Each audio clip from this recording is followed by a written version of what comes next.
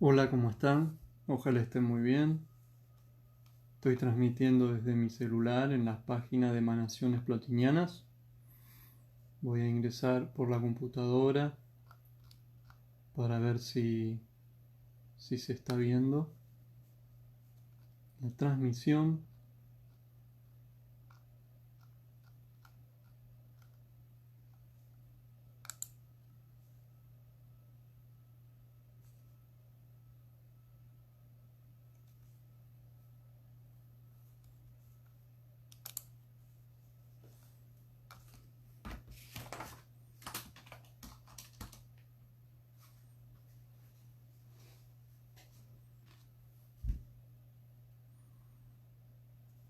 A ver, Luis Ángel, te estoy enviando un WhatsApp para ver si me escuchan, si me escuchan bien, si vos me escuchás.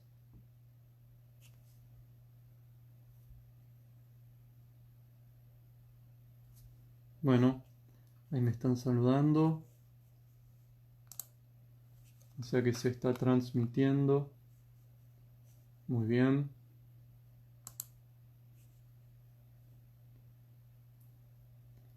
Hola José Manuel, saludos.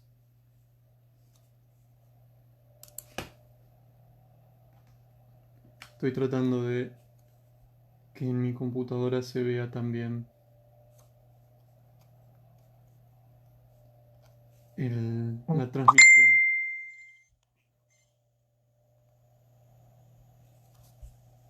Que no logro que se vea.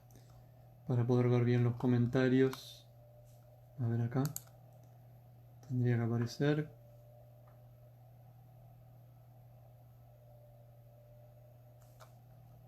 Ahí está, muy bien. Bueno, ¿cómo están? Me alegro mucho de estar transmitiendo. Les agradezco mucho a los organizadores de esta serie de charlas. Les agradezco por la invitación y muy bien. Tienen en una carpeta de Google Drive dos archivos que son dos textos que vamos a leer hoy. Luis Ángel ahí lo subió como un como un comentario al video. Y en la medida en que puedan, bajen esos dos archivos, así los leemos en un rato. Antes de comenzar, entonces, además de agradecer, quería comentar que la semana que viene José Manuel Redondo va a estar dando una charla también en este mismo espacio, en este mismo horario. Y queríamos invitarles a todos los que están mirando este video que accedan a la página de Emanaciones Plotinianas y le den like a la página para que bueno, puedan recibir las notificaciones de las nuevas actividades. Si se me escucha bien, entonces yo estoy hablando en un volumen normal. Si ustedes me escuchan bien, voy a comenzar con la charla. La idea para este encuentro es conversar acerca de un aspecto de la filosofía de Plotino, que es su antropología. Yo estuve escuchando la semana pasada la charla muy interesante de Malena Tonelli, como exponía temas de la metafísica plotiniana y cómo a lo largo de todo su comentario, de su exposición, relacionaba los temas que ella exponía con el pensamiento de Platón. ¿Sí? Hacía distintas referencias a los diálogos platónicos y entre ellos el sofista, etc.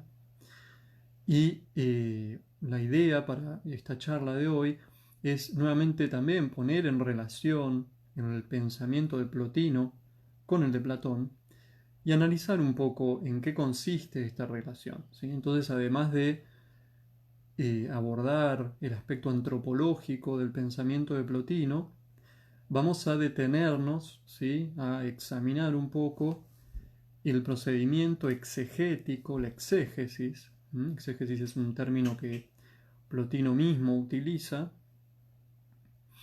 Entonces, ¿en qué consiste esta exégesis? ¿Sí? Los intérpretes, los plotinistas, han dado distintos puntos de vista acerca de cómo debemos entender esta exégesis. ¿Sí? Entonces vamos a hacer un poco también un repaso de algunas posiciones y vamos a proponer nuestra también posición. ¿Sí?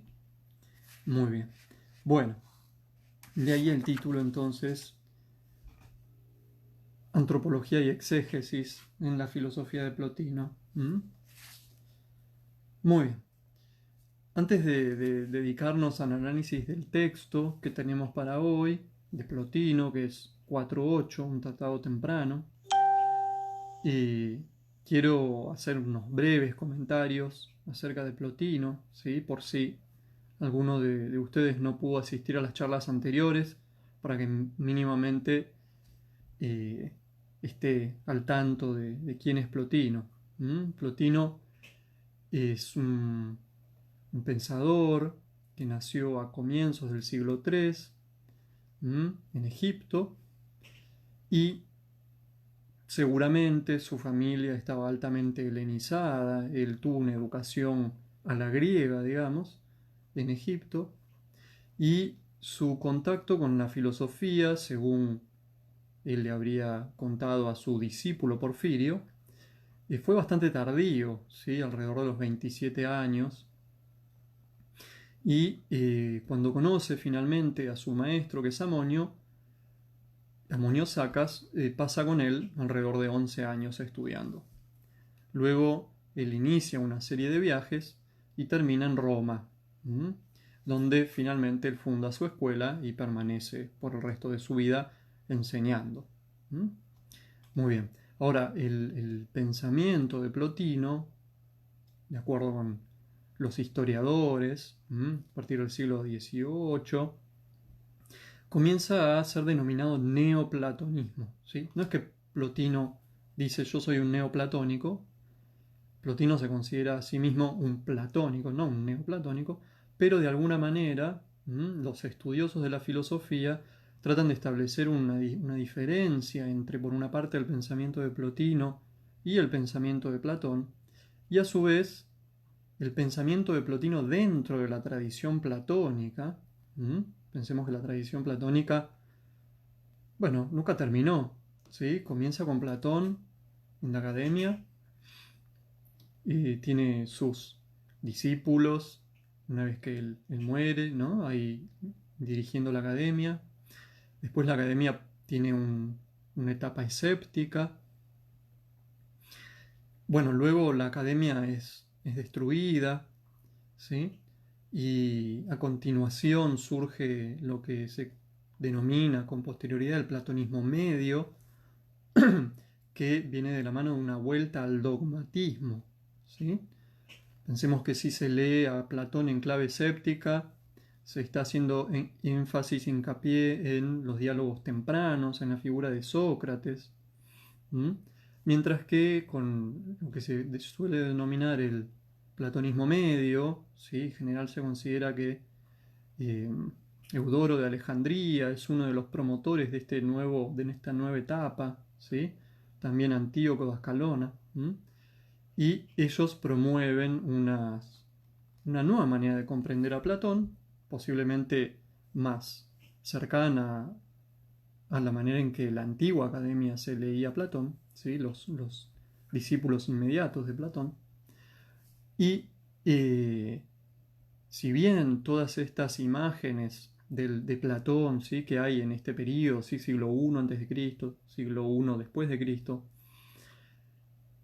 son dogmáticas, es decir, consideran que Platón es un pensador que sostiene tesis filosóficas fuertes, que sostiene doctrinas, que considera que el conocimiento es posible y expone los resultados de ese conocimiento al filosófico al que él arriba. Esto es lo que creen los pensadores del platonismo medio.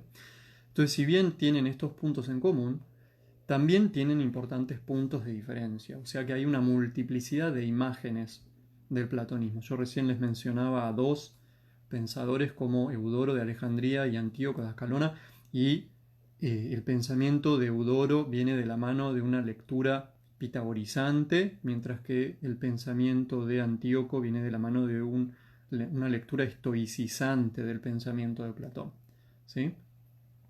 Ya en el siglo III, Plotino, como dice Porfirio, sintetiza de alguna manera los principios platónicos y pitagóricos, ¿sí? En un pensamiento con una gran fuerza sintética y una gran fuerza persuasiva, por lo tanto.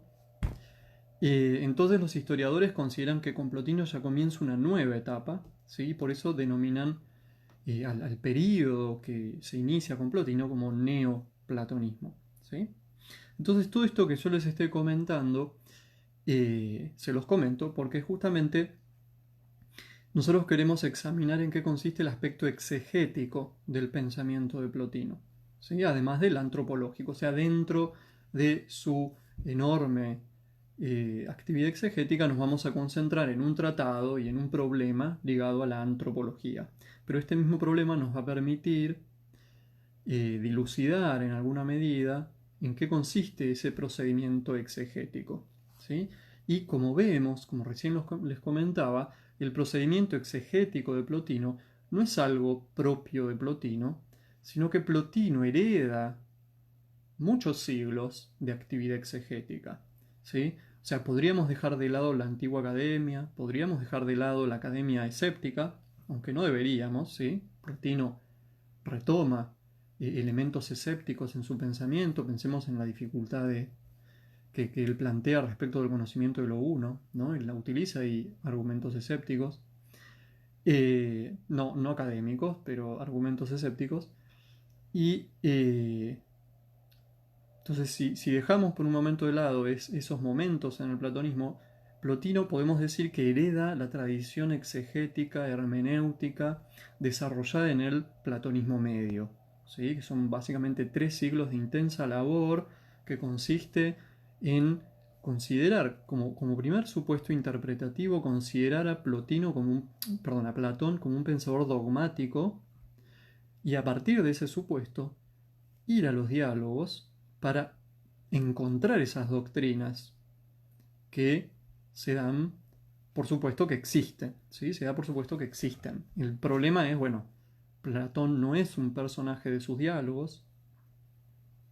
Platón no aparece en sus diálogos afirmando yo sostengo esta doctrina, yo no sostengo esta doctrina, ¿no? Entonces uno de los problemas consiste en definir quién es el portavoz del pensamiento de Platón, ¿sí? Uno podría decir, bueno, Sócrates. Bueno, Sócrates no es el portavoz, ¿sí? de las doctrinas en todos los diálogos. Pensemos en un diálogo como el Timeo, que vamos eh, a retomar en alguna medida hoy, porque está relacionado con el tema que queremos ver, ¿sí? Entonces, no siempre es tan evidente quién puede ser el portavoz, y además está el problema de que en algunos diálogos, y esto lo dice Plotino, en algunos diálogos Platón afirma algunas tesis y en otras afirma otras, a veces contrarias, ¿no? Entonces, ¿cuál es el pensamiento de Platón? ¿Sí? Nosotros hoy hablamos de evolución, de un pensamiento en general, de Platón, entonces tenemos diálogos de juventud, de madurez, de vejez, y con eso de alguna manera resolvemos la tensión doctrinal que hay en los diálogos, ¿sí? Pero Plotino no necesariamente, y no, mejor dicho, no tiene esta concepción de una evolución del pensamiento. En general, en la antigüedad se consideraba que había un despliegue didáctico de los temas, no una evolución del pensamiento, en los textos de Platón, ¿sí? Entonces, al no contar Plotino con esta herramienta de la lectura diacrónica, evolutiva de los textos, tenía que recurrir a otra clase de soluciones, ¿sí? Muy bien, entonces nosotros hoy tenemos muy incorporado en general la lectura dogmática de Platón, pero nosotros mismos somos herederos de una tradición exegética, ¿sí? Y Plotino ya es heredero de esa tradición exegética que podemos decir que se va consolidando sobre todo en el platonismo medio. Y nosotros tenemos testimonios muy importantes de esa tradición, como son, por ejemplo, el Didascalicós de Alcinoo, ¿sí? Y algunos textos también de corte manualístico como de Apuleyo, por ejemplo, ¿sí? Y otro de Albino. Entonces hay un género literario que es el de los manuales, y el Didascalicós, bueno, es el que yo más estudié, por eso también lo menciono. Nos muestra, nos evidencia, nos da testimonio de ese trabajo exegético, y en qué medida ya con anterioridad a Plotino esta exégesis de Platón sistematizante y dogmatizante ya se había consolidado. ¿Sí? Muy bien. Entonces, esto es lo que decimos como anticipación a los problemas que vamos a abordar en nuestra charla. ¿Sí? Yo les hablé de Porfirio, y como muchos de ustedes ya saben, Porfirio fue uno de los discípulos de Plotino, y además de tener su propia importancia filosófica como filósofo, es importante para nosotros, estudiosos de Plotino, porque gracias a Porfirio nosotros tenemos por una parte una biografía de Plotino, ¿sí? Que él escribe, la vida de Plotino, y por otra parte, gracias a Porfirio tenemos las Eneadas, ¿sí? Porque nosotros sabemos que Plotino va escribiendo los tratados, pero Porfirio recoge estos tratados, los corrige, y luego, después de la muerte de Plotino, los edita en esto que nosotros conocemos como las Enéadas. ¿Sí? El término Enéadas no sería un término plotiniano, sino que es de cuño porfiriano. ¿Sí? Lo mismo la organización de los tratados plotinianos en estos grupos de 9, ¿sí? 6 grupos de 9, que son las 6 Enéadas. Como ustedes ya saben, estas 6 Enéadas agrupan entonces a 54 tratados, que incluso originalmente no eran 54 tratados, sino que en su edición Porfirio recorta y pega, ¿sí? Algunos de los tratados. Entonces este conjunto de textos además no tiene un orden cronológico, sino que tiene un orden sistemático de acuerdo a lo que Porfirio consideraba como más conveniente. De todos modos, afortunadamente, en su vida de Plotino, Porfirio nos transmite el orden cronológico de los tratados. Entonces, si bien en las Eneadas no están ordenados de acuerdo con la fecha de su composición, Porfirio en su vida de Plotino nos dice cuál se compuso primero y cuál se compuso después. ¿Sí? Entonces, gracias a Porfirio nosotros podemos decir no solo que este tratado que vamos a estudiar es el 4-8, es decir, el octavo tratado dentro de la cuarta Eneada, sino que además es en el orden sistemático el tratado número 6. Es decir, que es de la producción temprana de Plotino. ¿Sí? Y cuando hablamos de producción temprana, hacemos énfasis en producción temprana, porque sabemos que Plotino comienza a escribir de bastante grande. ¿Sí? Nosotros recién decíamos que Plotino llega a Roma a la edad de 40 años y él tenía sus grandes dudas, ¿sí? De ponerse a escribir, pero bueno, finalmente comienza a escribir para su círculo más inmediato, y los tratados comienzan a circular. ¿Sí? Entonces, si bien él comienza a escribir ya de bastante grande, este es uno de los primeros tratados que él escribe. El 4-8 es el número 6 en el orden cronológico. ¿Sí? Muy bien. El título que lleva este tratado es Sobre la bajada del alma a los cuerpos. ¿Sí?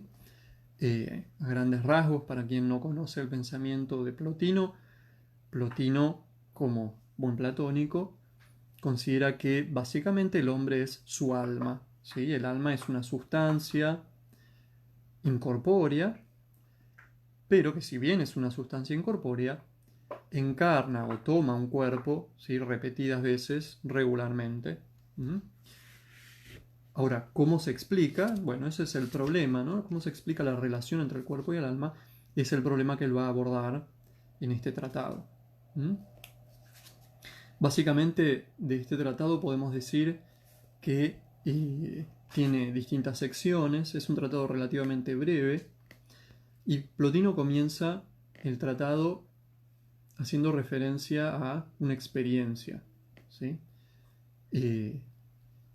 Ahora lo vamos a leer, ¿sí? Pero esta experiencia es la que da pie al problema filosófico. ¿sí? Plotino lo plantea de esta manera, ¿sí? Entonces, es interesante porque Plotino comienza el tratado, ¿sí? Utilizando la primera persona de su propia experiencia y su reflexión acerca de esa experiencia y cómo esa experiencia a él le da pie para la reflexión filosófica. ¿Sí? Ahora, esta reflexión filosófica, en un segundo término, lleva a una reflexión exegética. ¿Sí? Platón y otros pensadores de la antigüedad, entonces, abordaron este problema filosófico. Entonces, ahí tenemos un breve pasaje doxográfico donde Plotino hace referencia a doctrinas de distintos pensadores antiguos. ¿Sí? Obviamente, siempre dentro del grupo de pensadores antiguos, Platón va a ser el que ocupa el primer lugar, ¿sí? Por su desarrollo de los problemas, por su abordaje de lo inteligible, su capacidad para introducirse, ¿no? En lo inteligible y por la claridad de sus escritos. Si bien esa claridad no es plena, ¿sí? Y requiere un esfuerzo exegético. Entonces, podemos decir que en una segunda sección está este pequeño pasaje doxográfico. Y cuando Plotino se dedica a Platón, vamos a ver que este esfuerzo doxográfico nos enfrenta con nuevos problemas doxográficos, perdón, problemas exegéticos, ¿sí? Que requieren ya un esfuerzo interpretativo. Y ese esfuerzo interpretativo va a ser paralelo al esfuerzo filosófico para resolver el problema de la bajada de las almas, ¿sí? En una primera sección dedicada a la resolución de este problema, Plotino encara el problema del alma universal, podríamos decir, del alma del cosmos, y en una segunda sección Plotino se dedica más bien al alma humana, al alma particular, ¿sí? Entonces, nuevamente, es así como Plotino considera que el ser humano es su alma, ¿sí? Sí, que el hombre es su alma y que esta alma toma regular y repetidas veces un cuerpo, ¿sí? Es decir, reencarna, diríamos nosotros. De la misma manera, el universo, el cosmos, es un compuesto de alma cósmica, y cuerpo, que es el cosmos que nosotros percibimos con nuestros sentidos, ¿sí? Bueno, entonces él también aborda estos dos problemas juntos, ¿sí? Porque de alguna manera encuentra que en Platón, a quien él se dirigía para esclarecer este problema filosófico, también se dan juntos, ¿sí? Muy bien. Bueno, entonces nos vamos a dedicar primero a leer las primeras secciones de este tratado, ¿sí? Como ustedes saben, yo soy argentino y como buen argentino tomo mate, ¿sí? Y de tanto hablar, cada tanto me va a venir bien tomar un mate. Si ustedes tienen un mate en su casa, los invito a compartir un mate, cada uno en su casa.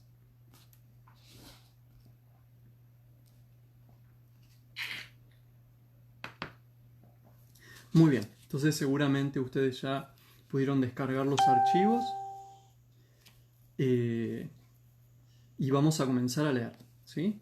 Este tratado 4.8. Y dice así: muchas veces, despertándome del cuerpo y volviendo a mí mismo, saliéndome de las otras cosas y entrando en mí mismo, veo una belleza extraordinariamente maravillosa.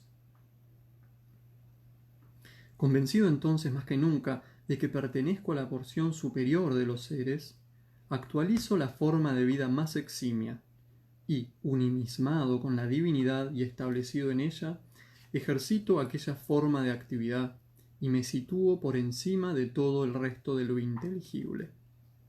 Pero cuando luego, tras esa estancia en la región divina, desciendo de la inteligencia al raciocinio, me pregunto perplejo, ¿cómo es posible esta mi bajada de ahora? ¿Y cómo es posible que mi alma haya llegado jamás a estar dentro del cuerpo, a pesar de ser tal cual se me manifestó en sí misma, aún estando en un cuerpo? Muy bien.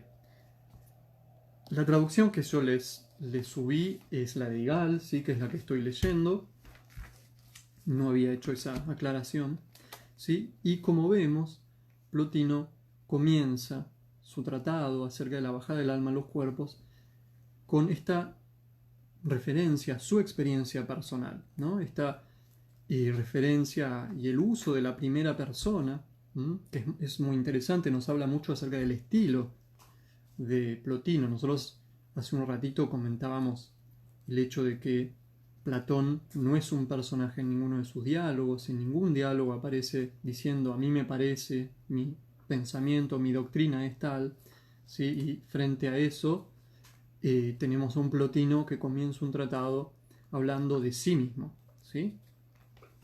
Esto es característico del estilo filosófico, discursivo de Plotino, ¿sí? Más allá bueno, el valor de verdad, ¿sí? Que nosotros le atribuyamos a este testimonio, no podemos poner en duda que este testimonio tiene un valor retórico también, ¿sí?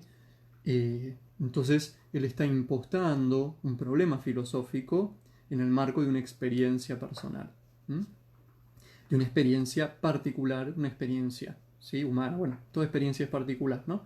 Pero en la particularidad de este problema que es un problema universal, ¿sí? Entonces hay una contraposición ahí entre la universalidad del problema filosófico y la particularidad de la perplejidad, ¿sí? Que este problema suscita en Plotino. Se está alargando a llover, esperemos que no se complique la conexión. Cualquier cosa me escriben. Muy bien. Este pasaje, bueno, tiene algunos problemas interpretativos a los que no nos vamos a dedicar. Básicamente, quienes sostienen que acá Plotino está dando testimonio de una experiencia de corte místico, discuten si Plotino está hablando de un contacto con la inteligencia, hipóstasis, o con lo uno. ¿Sí? Recordamos que Plotino tiene un sistema trihipostático donde la realidad es una, pero esta realidad está estructurada en tres niveles. El nivel más elevado, podríamos decir, es lo uno. Luego tenemos la inteligencia y luego tenemos el alma, ¿sí? Son dimensiones de la realidad, ¿sí? Inteligencia, alma nos hace pensar en facultades humanas porque Plotino de alguna manera hipostasía, ¿sí? Estos términos, estos conceptos de corte psicológico, ¿sí? Pero uno, inteligencia y alma son grados de lo real, ¿sí? Eso no quiere decir que el ser humano al mismo tiempo no posea un alma, ¿sí? O no esté constituido por un alma, por una inteligencia, e incluso podríamos decir que lo uno esté también dentro del ser humano, ¿sí? Entonces, la discusión acerca de si Plotino acá está hablando de que ascendió a la inteligencia o ascendió hacia lo uno, no lo vamos a resolver en este momento, ¿sí? Pero sí es interesante que Plotino afirma que ejercita una forma de actividad que es propia, ¿sí? De los seres superiores. Supongamos que está hablando de la inteligencia, de la segunda hipóstasis, ¿sí? Entonces Plotino, como ser humano, que está constituido por una inteligencia también, entonces es capaz de, como cualquier ser humano, de ejercitar la actividad propia de ese nivel, ¿sí? Esto es una doctrina característica de Plotino que además tiene el significado, tiene el plus de que ejercer esa actividad implicaría no ejercer la actividad, por lo menos conscientemente, del alma sensitiva, podríamos decir, ¿sí? Pensemos que Plotino dice que se despierta del cuerpo y se vuelve a sí mismo. Hay una identificación también del hombre como su inteligencia, ¿sí? Plotino en distintos pasajes habla de dos hombres, ¿sí? Que es el compuesto de alma y cuerpo, y el alma como el hombre mismo. Y en otros pasajes habla de tres hombres, ¿sí? El compuesto de alma y cuerpo, el alma como el hombre mismo, e incluso más sí mismo es todavía el hombre en tanto que su inteligencia, ¿sí? Acá parecería que está haciendo referencia a esto Plotino cuando dice que vuelve sobre sí mismo, ¿sí? Muy bien. Entonces, en este momento que le está describiendo, está plenamente consciente de su actividad como inteligencia, ¿sí? Y esa conciencia soslaya, ¿sí? Hace un lado la conciencia de sí mismo como un hombre encarnado, ¿sí? Entonces, cuando deja esa actividad y vuelve a su conciencia de vigilia cotidiana, es que él tiene esta perplejidad, ¿no? De cómo puede ser que si yo pertenezco allá, si esa es mi propia identidad, podríamos decir, ¿sí? Si eso es lo que yo soy, ¿cómo puede ser que yo esté acá? Muy bien. Luego, entonces viene el breve pasaje doxográfico, donde Plotino menciona a Heráclito, menciona a Empédocles y menciona a Pitágoras, ¿sí? Como si fueran integrantes casi de una misma tradición que dan soluciones con mayor o menor claridad, que presentan más o menos problemas a este mismo problema. Y luego habla de Platón, ¿sí? El divino Platón. Es importante, ¿no? Decir que bueno, las referencias nominales de Platón en las Eneas son bastante numerosas, pero mucho más numerosas son las referencias indirectas, las citas de Platón, ¿sí? Que el Index Fontium de Henry Schweitzer, que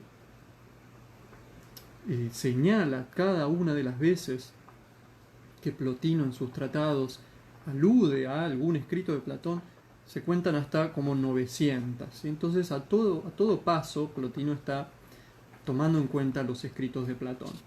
¿Sí? Y fíjense lo que nos dice en la línea 24 del primer capítulo Plotino. Dice, nos queda pues el divino Platón, el cual en muchos pasajes de sus diálogos ha dicho muchas cosas y muy bien dichas acerca del alma y de su venida, de manera que nos queda esperanza de obtener de él algún esclarecimiento. Fíjense, lo primero que tenemos que decir acá es que Plotino hace una referencia a los diálogos. ¿Sí? Nosotros tenemos ya hace unas cuantas décadas toda una corriente interpretativa que afirma que en los diálogos no está la verdadera doctrina de Platón, ¿no? Sin embargo, acá Plotino está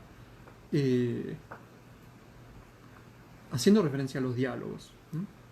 Muy bien, entonces continúa. ¿Qué es lo que dice este filósofo?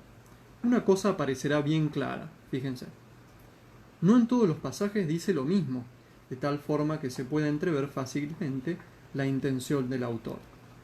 En toda su obra menosprecia todo lo sensible y reprueba el consorcio del alma con el cuerpo. ¿Sí? Entonces, por una parte tenemos una opinión generalizada, un punto de vista generalizado dentro de los escritos de Platón, que es discutible, ¿no? Pero así lo interpreta Plotino, que es la desvalorización de lo sensible, ¿sí? Y el reproche del consorcio que el alma tiene con el cuerpo, ¿no? Sin embargo, acerca del problema de la bajada, parece que en unos diálogos dice una cosa Platón y en otros diálogos dice otra cosa. Entonces fíjense cómo el problema filosófico de la bajada del alma a los cuerpos lo llevó a Plotino a indagar en la tradición filosófica y sobre todo en Platón, y cómo esa indagación en Platón da lugar a un problema hermenéutico, un problema exegético. ¿Sí? Platón en algunos lugares dice una cosa y en otros lugares dice otra cosa. ¿Sí? Entonces, para ver qué es lo que verdaderamente piensa Platón, tenemos que hacer un esfuerzo interpretativo. Muy bien. Plotino va a hacer referencia sobre todo a dos diálogos de Platón, que son el Fedro y el Timeo.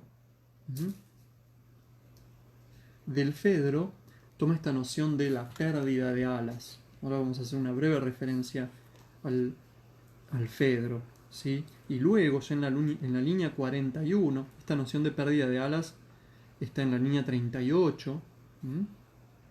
Entonces ahí dice, en el Fedro achaca su venida acá a la pérdida de alas, ¿sí? Es decir, el alma pierde sus alas. Ahora vamos a hacer referencia al Fedro, ¿sí? Breve. Y luego, a partir de la línea 41, Plotino hace referencia al Timeo, ¿sí? Y dice, y sin embargo, aún habiendo reprobado en todos esos pasajes la venida del alma al cuerpo, al hablar en el Timeo de este universo, elogia el cosmos y dice que es un Dios bienaventurado y que el alma le ha sido dada por el demiurgo, que era bueno. a fin de que este universo fuera intelectivo, ¿sí? Entonces, acá justamente Plotino está explicitando estas posiciones que parecerían ser opuestas de Platón, ¿no? Por una parte, en Fedro se afirma que el alma encarna a raíz de la pérdida de alas, y esto es algo reprochable, mientras que en Timeo, Platón afirma que el alma, igual ya acá estamos con el alma universal, no, con el alma sí universal, no con el alma particular, como estábamos en el Fedro. Pensemos que el alma universal no encarna ni reencarna, sino que está en relación con el cuerpo del cosmos, que es uno y eterno, ¿sí? Entonces, sin embargo, entonces en Timeo decíamos, eh, Platón, ¿sí? Timeo, afirma que es el demiurgo el que hace que esa alma y ese cuerpo, ¿sí? estén juntos. ¿Mm? Y que esto es algo bueno porque lo hace el demiurgo, que es bueno. ¿Mm? Entonces, acá Plotino se plantea en qué medida, ¿sí? Podemos atribuir la encarnación del alma o la relación del alma con el cuerpo a un movimiento propio del alma, en qué medida debemos atribuirlo a algo superior al alma, ¿sí? Y bueno, también esta doble perspectiva del alma particular y el alma universal, ¿sí? Que no es menor, ¿sí? A Igal le cuesta poner él mismo lo afirma en su introducción a este tratado, ¿sí? Jesús Igal, que es el traductor de las Eneadas para la edición de Gredos, él le cuesta poner en concordancia estas dos perspectivas, ¿no? De la encarnación del alma como algo bueno y de la encarnación del alma como algo malo. Y yo creo que no es menor la perspectiva del alma cósmica a diferencia del alma personal, ¿sí? Claramente el Timeo está hablando del alma cósmica, mientras que Fedro del alma personal. Sin embargo, hay un pasaje posterior en Timeo, y esto también hay que tenerlo en cuenta, y Plotino hace referencia a ese pasaje también, en donde dice que justamente las almas humanas se encarnan, ¿sí? Porque es el demiurgo, ¿sí? El que siembra esas almas en, los cuerpos, ¿sí? Entonces ahí hay una lectura, digamos, concordante entre lo que Platón afirmaría respecto del alma cósmica con lo que afirma respecto del alma particular en Timeo como algo bueno, favorable, casi necesario, ¿sí? Y ambas cosas se contrastarían con lo que afirma en Fedro, ¿sí? Como que la encarnación es algo reprochable. ¿Mm? Muy bien. Bueno, entonces acá vamos a hacer una breve interrupción en la lectura porque quiero que reflexionemos acerca de el procedimiento exegético, ¿sí? Algunas de las cosas acerca del procedimiento exegético ya las afirmamos, ¿sí? Plotino considera que Platón es un pensador dogmático. Ese es el primer supuesto de la lectura plotiniana. El segundo supuesto es que esas doctrinas están expuestas en los diálogos, ¿sí? Lo cual implica hacer una lectura hermenéutica que implica a su vez encontrar un portavoz de las doctrinas de Platón. ¿Mm? Bueno, en el Fedro va a ser Sócrates, en el Timeo va a ser Timeo, ¿sí? Pensemos que acá Plotino retoma el primer discurso cosmogónico que Timeo da en este diálogo, ¿sí? Mientras que en el Fedro retoma el discurso, que es un elogio a Eros, ¿sí? Al amor, que hace Sócrates, ¿sí? Su segundo discurso. Muy bien. Entonces el problema de encontrar un portavoz, ¿sí? Y luego el problema de poner en correlación esas doctrinas que pueden ser o parecer, ¿sí? Inarmónicas, ¿sí? Muy bien. Más allá de esa cuestión, ¿sí? Los especialistas, los estudiosos, como les decía, entendieron que la libertad, ¿sí? De alguna manera, hablemos de libertad, ¿sí? Con la que Plotino lee a Platón era, era relativa, ¿no? Y esta relatividad tenía distintos grados, ¿sí? Hay intérpretes que dicen que Plotino no quería, ¿sí? Variar voluntariamente, ¿sí? Y conscientemente el pensamiento de Platón, ¿sí? Sino que él se limita a intentar comprender lo que dice Platón y a no introducir ningún tipo de variación. ¿Mm? En cambio, frente a estas lecturas hay pensadores que afirman que Plotino es un pensador original, ¿sí? Que introduce doctrinas novedosas, incluso a sabiendas de que Platón no podría haber sostenido esas doctrinas. ¿Mm? Y después está el problema de, que bueno, yo recién medio que lo resolví, pero el problema de si esa originalidad era intencional y consciente o no, ¿sí? Yo recién dije que era original incluso a sabiendas. Bueno, hay algunos que dicen que introdujo variaciones, pero involuntariamente, y hay otros que dicen que no, que introdujo variaciones a sabiendas y voluntariamente. Entonces, bueno, parecería que estamos acá ante un problema de qué era la exégesis en la antigüedad, ¿sí? Y a mí me parece que es muy esclarecedor un pasaje que encontramos en la vida de Plotino, ¿sí? Que ese es el segundo texto que yo le subí. Entonces hacemos un paréntesis en nuestra lectura de Plotino para ir a la vida de Plotino, ¿sí? Que escribe Porfirio. ¿Mm? En, en la vida de Plotino, que nos transmite Porfirio, encontramos, ¿sí? En el pasaje que yo les di, una referencia, una transcripción, ¿sí? Del prólogo de un pensador que también es platónico, ¿sí? Contemporáneo a Plotino y a Porfirio, que se llama Longino. Este Longino, si bien era platónico, sostenía tesis en algunos puntos diferentes de las de Plotino, ¿sí? No estaba de acuerdo con todo lo que decía Plotino, ni mucho menos. Entonces escribe un libro que se llama De Longino contra Plotino y Gentiliano Amelio sobre el fin, ¿sí? Gentiliano Amelio es un discípulo de Plotino y el fin, bueno, podríamos decir que es el principio, ¿sí? Principio, el bien, ¿no? El fin en términos filosóficos, ¿no? Muy bien, y Porfirio nos transmite el prólogo de este libro. Y es interesante porque en este prólogo Longino hace una caracterización de los pensadores de su época, ¿sí? Que lo tenemos ya ahí en la línea 57, ¿sí? En la segunda página del texto que yo le subí.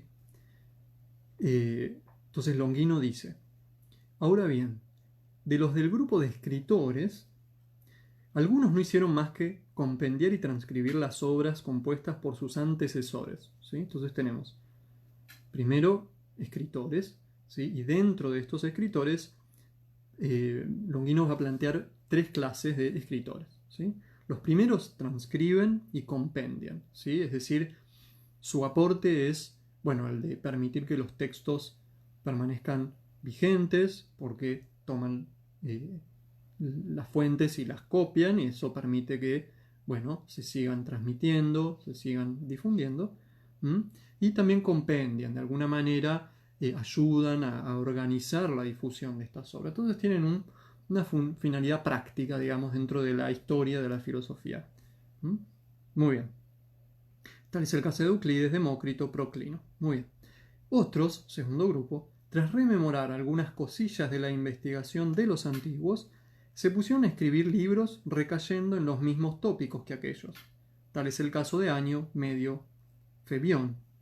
Y este, por cierto, tenía más a gala ser conocido por el ornato de la dicción que por la construcción orgánica del pensamiento. Entonces tenemos un segundo grupo que parece que ser un poco mejor, ¿no? que el primero, que se caracteriza por la recapitulación, ¿sí?, de los problemas que abordaron los antiguos, seguramente también de sus argumentos, pero en esa recapitulación no había, digamos, un aporte personal, original, interesante. Tal vez el aporte personal y original radicaba más que nada en el estilo, ¿sí? Por eso Longino habla del ornato, ¿sí?, de la dicción, ¿sí? Utilizaban otro vocabulario, ¿sí?, expresiones eh, bellas, ¿sí?, y floridas, pero al nivel conceptual no constituía un aporte verdaderamente este grupo, ¿sí? Y luego dice, entre estos, seguimos en el segundo grupo, entre estos clasificaría uno también a Heliodoro, pues tampoco él aportó nada nuevo al desarrollo articulado del pensamiento sobre lo tratado por sus antecesores en sus lecciones. Entonces fíjense cómo Longino dice que estos pensadores no aportaron nada nuevo, ¿sí? Entonces esto ya nos hace pensar que habrá otro grupo que sí aporta cosas nuevas. ¿Mm? Muy bien. Y también es interesante que haga referencia a la construcción orgánica del pensamiento, ¿sí? Esto es típico ya de un pensamiento dogmático que establece que las distintas doctrinas que sostiene un pensador tienen que ser consonantes entre sí, ¿sí? El pensamiento tiene que ser como un organismo, ¿sí?, donde no haya conflicto entre las partes, ¿sí?, esté bien estructurado y se sostenga de buena manera. ¿Mm? Muy bien, entonces estos son los primeros grupos no muy bien valorados por Longino. Y luego dice, en cambio, los que dieron muestras de su seriedad de escritores por la cuantía de problemas abordados, entonces ahí tenemos un criterio cuantitativo, y emplearon además un método original de especulación filosófica, son Gentiliano, Amelio y Plotino, ¿sí? Entonces, no solo hay una cuestión cuantitativa, sino metodológica, ¿sí? Su método de investigación era en alguna medida original. Yo no tengo acá el texto griego, habría que ver cuál es el término que utiliza Porfirio para hablar de originalidad acá, ¿sí?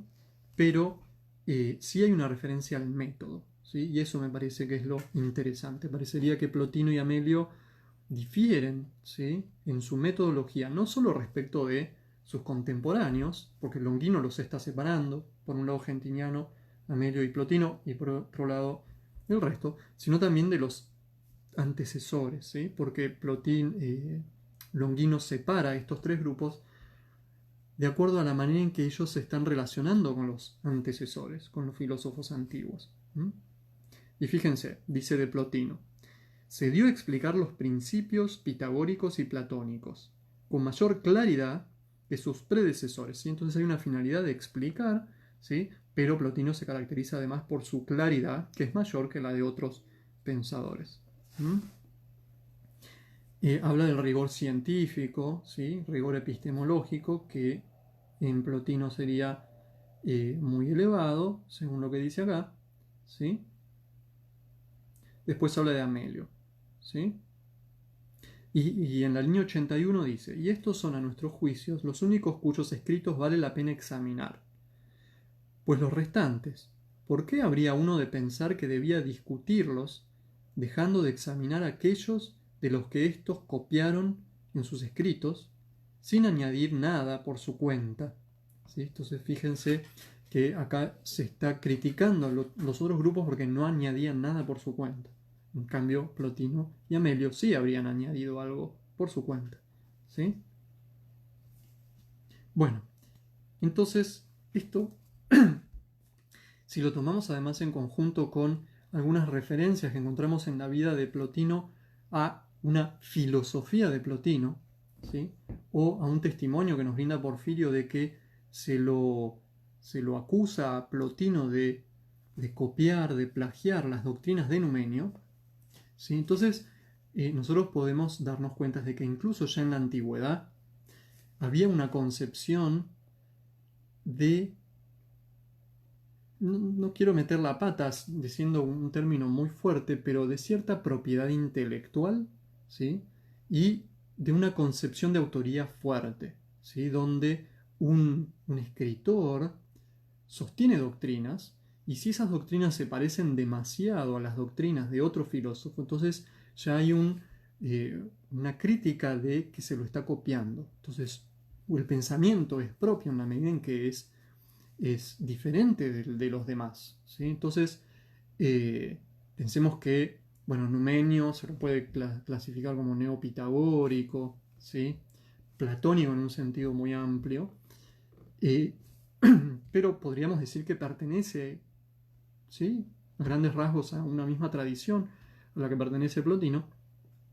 Sin embargo, a pesar de que pertenecen a grandes rasgos a esa misma tradición, tal como Plotino y Longino, ¿sí?, y Longino lo critica, aunque también lo alaba a Plotino, los pensadores, ¿sí?, sostienen interpretaciones diferentes del pensamiento de Platón y sostienen, por lo tanto, tesis filosóficas diferentes, ¿sí? Entonces, esto ya nos habla de cómo en la antigüedad se concebía al exégesis, ¿sí?, que no solo implicaba una producción, no solo implicaba una producción cuya originalidad, cuya novedad era valorada, ¿sí?, positivamente, sino que además, justamente esta valoración positiva hace que nosotros nos demos cuenta de que la innovación era algo más que deliberado, algo consciente, ¿sí? No es que Plotino introdujo innovaciones y no se dio cuenta, como dicen algunos intérpretes, sino que él era perfectamente consciente de los rasgos innovadores de su pensamiento, ¿sí? Entonces la exégesis, si bien no deja de ser propia de un pensador platónico, la exégesis plotiniana debe ser caracterizada como innovadora en cierta medida y cuya innovación es consciente, ¿sí? Obviamente aclaramos el en cierta medida porque no es una innovación radical, ¿sí? Hay un punto en que si el pensamiento de Plotino fuera una innovación radical ya dejaría de ser platónico, ¿sí? Entonces, si bien se maneja dentro de ciertos límites, esos límites sí le permiten la innovación. Muy bien, entonces este era un excurso que quería hacer respecto de cómo en la antigüedad misma se concibe la actividad exegética. Entonces, teniendo esto en mente, volvemos ahora, ¿sí?, a Plotino, y recordamos que Plotino, para solucionar su problema filosófico, hace referencia básicamente a dos diálogos, ¿sí?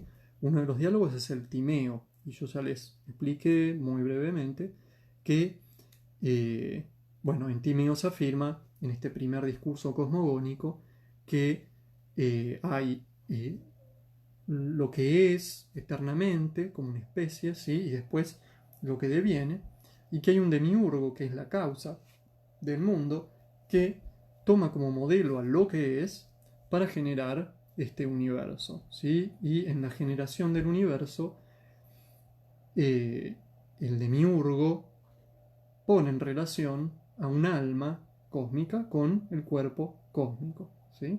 Entonces, el demiurgo, al ser bueno, hace esto que es algo bueno, ¿sí? Y luego, en un segundo momento, hace una mezcla, digamos, para elaborar el alma, las almas particulares, y también siembra, digamos, en las almas particulares, ¿sí? Entonces, en alguna medida, la encarnación de los seres humanos también puede ser atribuida, ¿sí?, a la actividad demiúrgica, ¿sí?, que no puede ser sino buena. Esto en cuanto al Timeo. Por otra parte tenemos el Fedro, ¿sí?, donde Platón, ¿sí?, Fedro, que es un diálogo de madurez de Platón, Platón va a hacer un discurso demostrativo acerca del alma, ¿sí? Y luego, para explicar la naturaleza del alma, va a preferir un discurso de tipo más de corte mítico, ¿sí? Va a establecer un símil entre el alma y un atelaje alado, ¿sí?, un carro alado, y luego va a utilizar ese símil en una narración de corte mítico, ¿sí? Entonces, básicamente, lo que él afirma en este símil es que el alma es 2 caballos, ¿sí?, y un carro con una auriga que conduce este carro, ¿sí?, con sus dos caballos. Uno de los caballos es bueno y el otro de los caballos es malo, es indisciplinado, ¿sí? Entonces el alma tiene dificultad, ¿sí?, para elevarse y para contemplar junto con las divinidades, ¿sí?, las realidades inteligibles. En ese esfuerzo hay almas a las que les cuesta más controlar a los caballos, ¿sí? Entonces, como son muchos las almas, se chocan entre sí, se pisotean y en esa confusión muchas de las almas pierden las alas, ¿sí? Fíjense que la explicación que nos da acá Platón de lo que sería la pérdida de alas, bueno, está en esta narración, sí, que es de corte mítico, y además es difícil de entender, ¿no?, que nos está diciendo acá Platón, de que las almas se chocan, se pisotean y entonces pierden las alas. Bueno, unas líneas antes, Platón afirma, ¿sí?, que las alas de las almas son alimentadas y fortalecidas en la medida en que las almas están en contacto con lo bello, lo bueno, lo sabio y cosas por el estilo.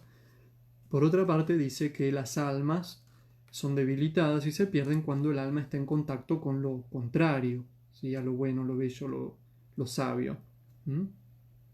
Esto de todos modos nos genera un problema a nosotros, porque si estamos hablando de las almas encarnadas, ¿cómo puede ser que las almas desencarnadas, cómo puede ser que el alma desencarnada esté en contacto con lo contrario de lo bello, lo bueno, ¿sí?, y lo sabio? Porque si el alma desencarnada es la que pierde sus alas y entonces se encarna, parecería que el alma está en contacto con lo feo y lo malo antes de encarnar, ¿no? Entonces es un problema que nosotros no vamos a resolver. Pero bueno, es un problema además que Plotino no retoma, no intenta resolver, simplemente dice esta cuestión de la pérdida de alas, ¿sí?, como algo reprochable. Pensemos que en el contexto de la narración del Fedro, esta pérdida de alas que tiene que ver ya sea con estar en contacto con lo contrario, lo bueno y lo bello, o ya sea por que las almas se pisotean,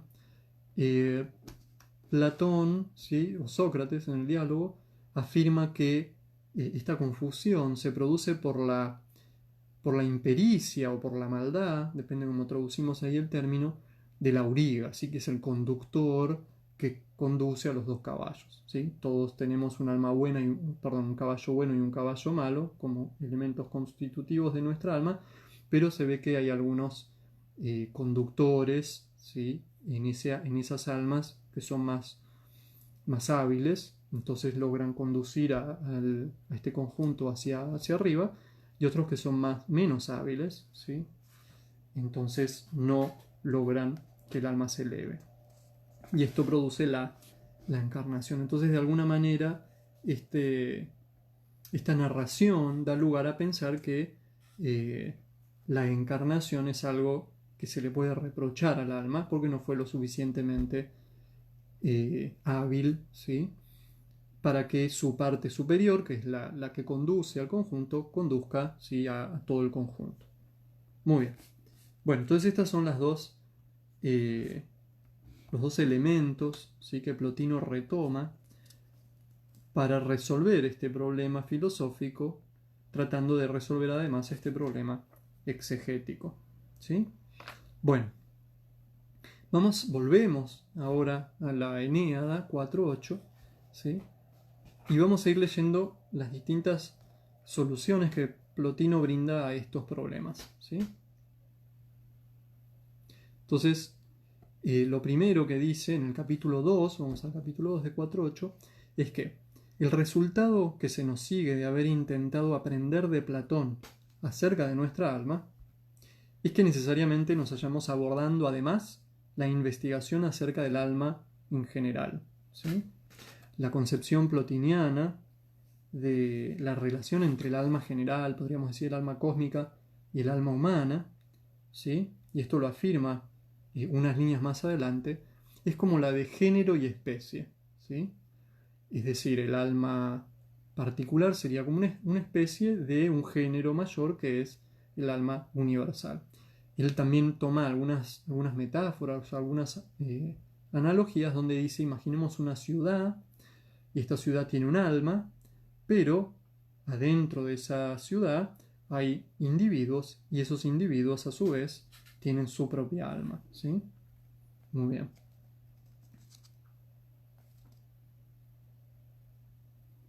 Bueno, respecto del alma universal, del alma cósmica, es interesante señalar que Plotino va a hacer básicamente dos distinciones, ¿sí? La primera es respecto del cuerpo cósmico. El cuerpo cósmico es uno, ¿sí? Y no hay nada por fuera del cuerpo cósmico, no hay otro cosmos, ¿sí? Entonces el cosmos no sufre la acción de otro cosmos, ni tampoco tiene el deseo de allegarse a otro cosmos, ni tampoco tiene la necesidad, ¿sí? Ni temores, ¿no? Entonces, de alguna manera, el cuerpo cósmico no le genera al alma cósmica ninguna inquietud, ¿sí?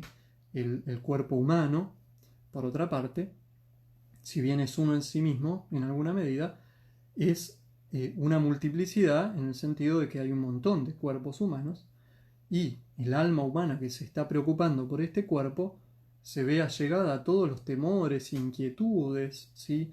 Deseos, placeres y sufrimientos que este cuerpo tiene, ¿sí? Este cuerpo necesita comer, tiene por ahí temor de que algo le ocurra de afuera, porque hay una afuera, respecto del cuerpo cósmico no hay una afuera, ¿sí? Y entonces el tipo de cuidado que el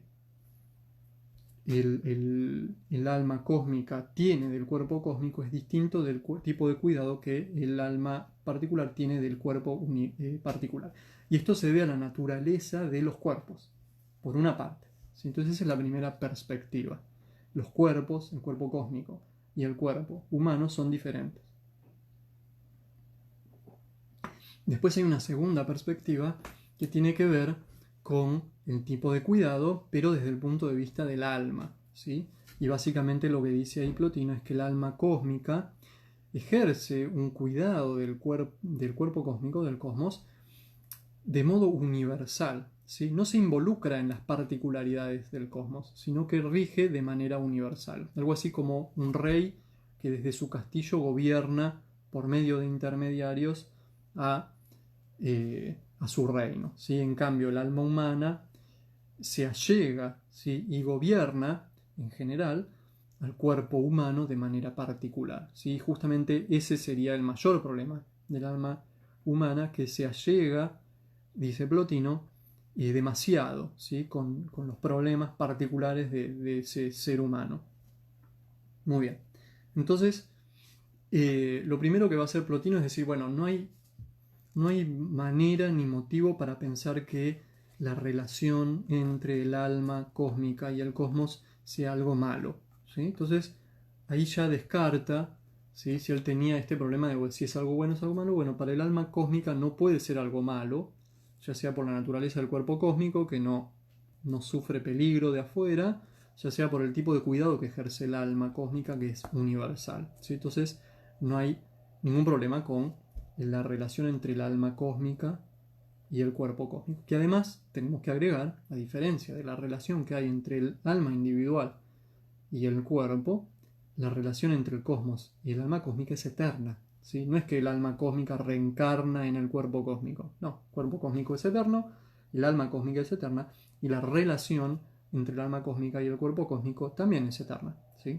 Diferente es el caso de la relación entre el alma y cuerpo humanos, ¿sí? Porque si bien el alma humana es eterna, el cuerpo humano no es eterno, y la relación entre el alma humana y el cuerpo eterno particular tampoco es eterna, ¿sí? Entonces ahí hay como diferencias importantes. Pero ya Plotino descarta cualquier problema respecto de la relación entre el alma cósmica y el cosmos. Entonces se va a preocupar sobre todo por el alma humana particular.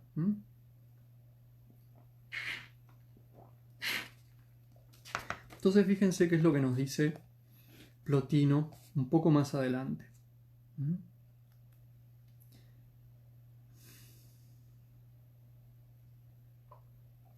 Bueno, lo del cuidado de dos clases lo tenemos en la línea 27 del capítulo 2, donde Plotino dice: el cuidado de toda cosa es efectivamente de dos clases, ¿sí? Uno universal, otro particular. Entonces esto es a lo que yo les hacía referencia antes, ¿sí? Y más adelante, en el párrafo siguiente, línea más o menos 38, Plotino dice: por otra parte, al decir Platón que las almas de los astros guardan con su cuerpo la misma relación que la del universo con el universo, pues pone los cuerpos de los astros dentro de las rotaciones del alma, con ello les es posible salvaguardar también la felicidad apropiada a estos, ¿sí? Es decir, hay un alma del cosmos entero, después los astros a su vez tienen sus almas, ¿sí? Y eso parecería ser un nivel intermedio entre el alma humana y el alma del cosmos, pero Plotino, digamos, dice el alma de los astros tampoco tiene ningún problema, ¿sí? Distinto es el caso de las almas humanas, ¿sí? Y seguimos.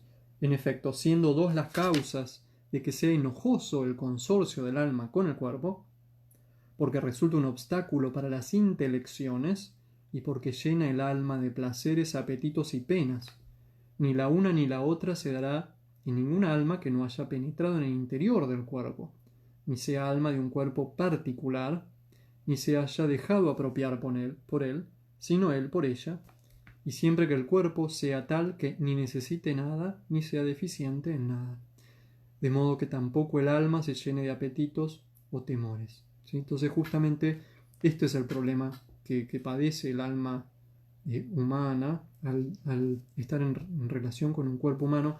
Lo primero es que se tiene que ocupar de ese cuerpo humano y eso previene que el alma se involucre, ¿sí? Con la intelección, con la actividad más elevada que le corresponde, ¿sí? Y por otra parte, ese cuerpo está sujeto a necesidades, ¿sí? A deficiencias, y esto entonces le genera inquietudes a ese alma. Y todas estas cosas la distraen de su contemplación. Muy bien. Entonces todo esto hace que nosotros concibamos, dice Plotino, a la encarnación como algo negativo, irreprochable. Muy bien. Pero fíjense, vamos a avanzar un poco más ya en el capítulo 3. Vamos a ir a la línea 23, que está en la página 533. En el segundo párrafo dice: ahora bien, la función propia de la parte más racional del alma consiste en inteligir, mas no en inteligir solamente, sino en qué diferiría de la inteligencia. Porque el alma, al tomar otra característica, además de la de ser intelectiva, que no se quedó en mera inteligencia, perdón. Y así también el alma posee su función, puesto que todo cuanto pertenece al reino de los inteligibles la posee. Es decir, el alma no es solo intelectiva, va a decir Plotino. Entonces, ¿qué es lo que hace el alma? El alma, al mirar a quien es anterior a ella, intelige, pero al mirarse a sí misma, pone en orden y gobierna al que es posterior a ella, y manda en él, ¿sí? Entonces, además de tener una actividad contemplativa el alma gobierna, ¿sí? Gobierna al mundo sensible, al cosmos, ¿sí? Y fíjense en el capítulo 4 que continúa con esta idea. Dice: síguese que las almas particulares que echan mano de un deseo intelectivo por su retorno al principio del que provinieron, pero que tienen además capacidad para actuar en el mundo de aquí, ¿sí? Esas son las dos capacidades, como la luz, que por arriba está suspendida al sol, pero que no escatima el suministro a la zona inferior, permanecen ilesas si se quedan en la región inteligible en compañía del alma total, ¿sí? Entonces, acá está hablando Plotino de las almas, ¿sí? Que no encarnan, de las almas particulares que no encarnan. Ellas permanecen en la región, podríamos decir, inteligible en términos amplios, en el seno del alma universal, ¿sí? Ejerciendo su actividad de gobierno del mundo sensible, pero sin allegarse a un cuerpo particular, ¿sí? Sino que participan de esta actividad de gobierno propia del alma universal. Entonces esas permanecen ilesas, ¿sí? Y dice, cogobiernan, ¿sí? Del mismo modo que los ministros que conviven con el rey soberano cogobiernan con él sin descender ellos tampoco de las aulas regias, ¿sí? Ese es el caso de las almas que no encarnan. Pero fíjense lo que dice a continuación Plotino. Esto se debe entonces a que las almas están juntas en un mismo punto, pero si cambian, pasando de ser algo total a ser algo parcial y a ser de sí mismas, y se cansan, por así decirlo, de estar en otro, que sería el alma universal, entonces se retiran cada uno a su propio ámbito. Cuando el alma hace esto prolongadamente, huyendo de lo universal y abandonándolo con su separación, y deja de dirigir la mirada a lo inteligible, se aísla, convertida en algo parcial, se debilita, se ocupa de múltiples quehaceres y dirige su mirada a la cosa parcial. Y causa de su separación de lo total, y a causa de su separación de lo total, se posa en alguna cosa individual y huye de todo lo demás. Se marcha y se vuelve a aquella cosa individual que está siendo machacada de arriba a abajo por el conjunto. Abandona lo total y gobierna con apuros lo particular, entrando ya en contacto con las cosas externas y cuidando de ellas, haciéndose presente en aquella cosa individual y entrando muy dentro de ellas, ¿sí? Entonces fíjense cómo acá Plotino está hablando del segundo tipo de cuidado. Recuerdan que antes se le había distinguido dos tipos de cuidados, un cuidado universal y un cuidado particular. Cuando yo estaba preparando un poco esta charla, en este contexto me vino un ejemplo, ¿no? Ilustrativo, no sé si muy adecuado, pero pensaba en los docentes de los niños que están haciendo la escolaridad en casa hoy por hoy, ¿no? Los docentes están en su casa y envían las instrucciones de lo que deben hacer los niños y de alguna manera este gobierno, este cuidado que los docentes tienen en este contexto de sus alumnos es, bueno, claramente diferente del que tienen cuando están en la escuela todos juntos, y podríamos asemejarlo al cuidado de tipo universal que propone Plotino, ¿no? Mientras que los padres y las madres que estamos con los niños, acá tratando de que ellos hagan sus actividades que les envían sus docentes, estamos más sujetos al cuidado de tipo particular, ¿no? Que nos vemos involucrados a veces demasiado en que los niños logren e intenten, mejor dicho, intenten y logren llevar a cabo estas consignas, ¿no? Entonces vemos ahí de alguna manera que la finalidad es la misma, ¿sí? Pero hay dos maneras de involucrarse con el caso, ¿no? Una manera de un cuidado universal y una manera que implica un cuidado más particular, ¿no? Entonces es cuando le sobreviene al alma la llamada pérdida de alas, ¿sí? Entonces, cuando el alma se allega demasiado, ¿sí?, a lo particular y tiene un cuidado de lo particular, que también es particular, ocurre esto que Plotino llama la pérdida de alas. Y continúa en la línea 27, dice: una vez caída, queda prisionera, ocupada en sus cadenas y actuando con la sensación a causa de que al principio se ve impedida de actuar con la inteligencia. Esto también es interesante, ¿no? Cuando el alma encarna, al tener un cuerpo, se está involucrado con las sensaciones que tiene ese cuerpo.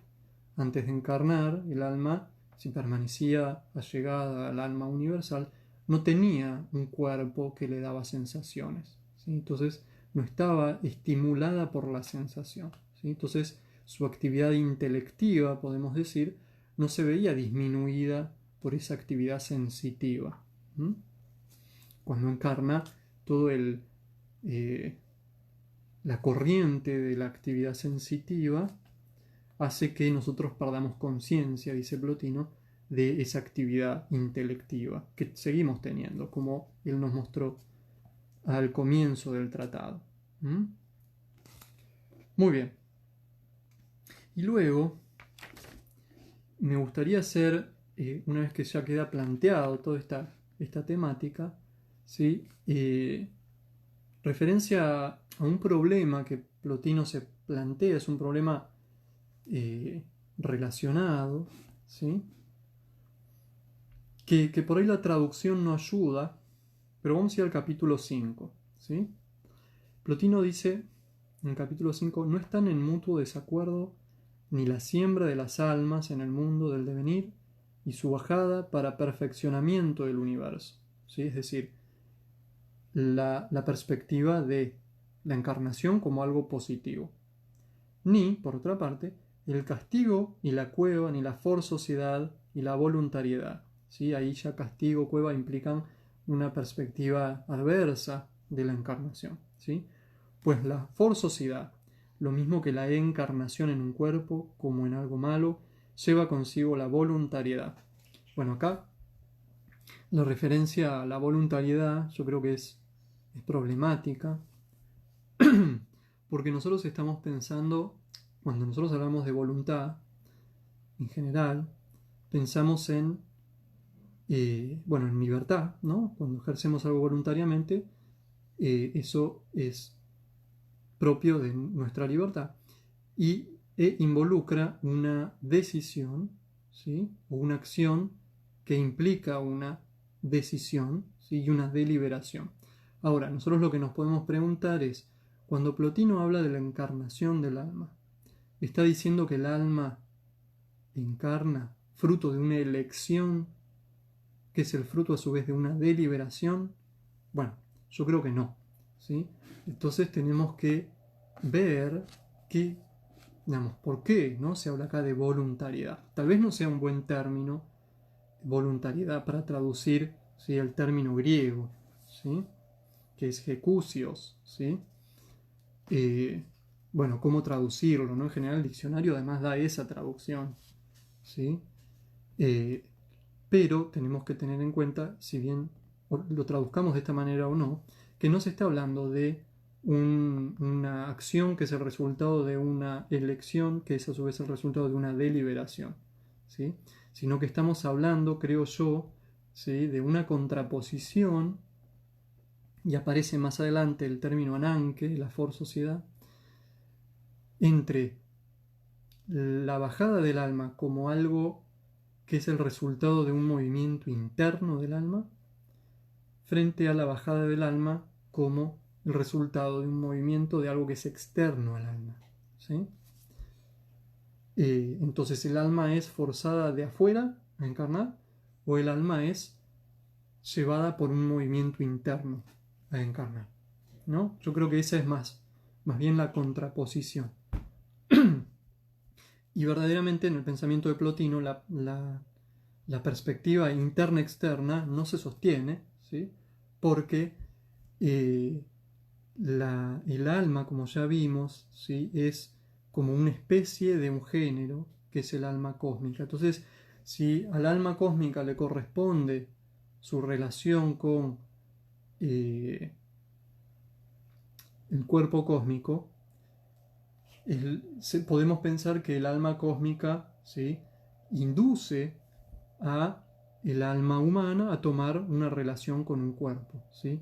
Porque además es una capacidad propia del alma humana, ¿sí? Gobernar, ya sea de manera universal o de manera particular, lo sensible, ¿sí? Entonces podríamos decir, bueno, que esa fuerza viene de afuera, pero verdaderamente esa fuerza no viene de afuera, sino que viene de adentro, porque el alma cósmica y el alma humana son de una misma naturaleza, ¿sí? Y todo impulso es interno en Plotino. En realidad, hablar de exterioridad en Plotino es es muy difícil, ¿sí? Y solo, creo yo, podemos hablar de exterioridad cuando estamos haciendo referencia a lo sensible, ¿sí? Lo sensible es exterior al alma.